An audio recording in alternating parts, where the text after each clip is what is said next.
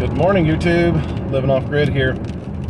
I got asked a question yesterday by a coworker that I thought was funny. They basically said, "Why did you move off grid? What's it like to live off grid? And don't you enjoy hot showers and electricity?"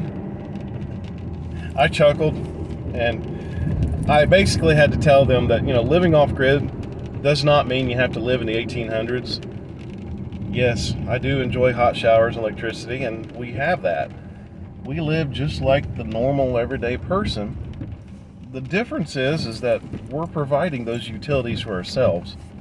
With the rainwater collection system and the solar system providing our electric, we're good.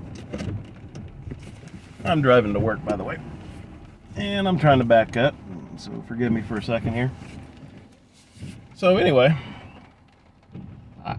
I just found it funny. Now, living off grid means different things to different people, right? For us, I want to live like I always have. The only thing is I'm providing for that myself, and I set up the systems to do that. The main reason why we did that on the property we're at is I had prior experience with the solar systems, and when we bought the property that we fell in love with, the closest power pole was 1,300 feet away. And where I'm at, they charge $10 a foot to run a main line, and then you got to run your own lines and all that other stuff that costs a few $1,000s. So $13,000 for the main line just to come to us? No. I thought I could do better, and I did. I spent less than half of that and put in our solar system.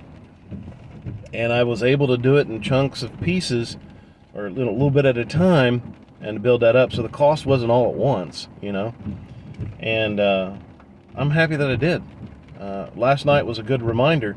That same power company, we had a big tree slide down the hill across from us, and it took out the main power line that supplies probably a third of our county. And we had no idea. I honestly had no idea it happened. I got up to go to the store. There's a gas station not too far from us, and I wanted something. I went over there, and I couldn't go that way because the tree had blocked the road and everything.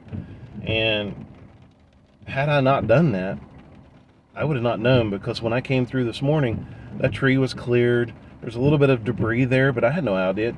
I would have had no idea it took out the power. And that's a beautiful thing from our perspective.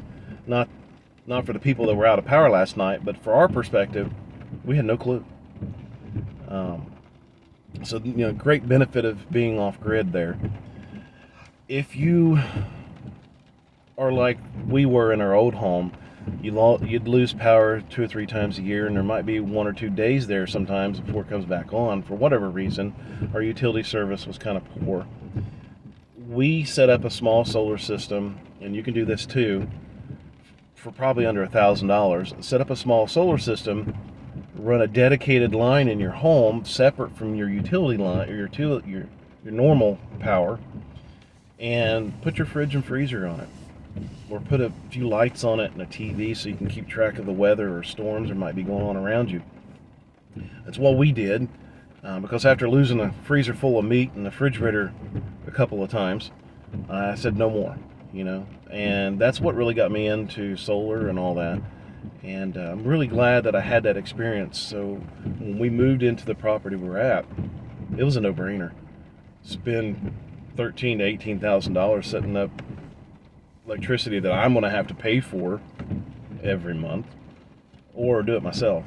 And on top of that, again, I'm also saving the $200 or $300 a month in electric bill, or the $40 to $60 a month in water bill. And another added benefit to that, if I lose my job today, that's one less thing I have to worry about.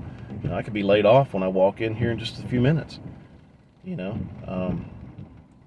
don't have to worry about that. With our home being paid for, our vehicles being paid for, and not having utility bills, okay. So lay me off, fire me.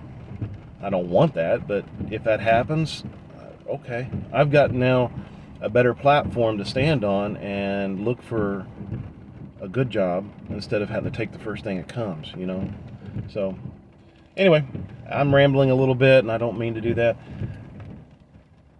do something for yourself. Set up a small solar system, put up a dedicated line, put your critical items on it.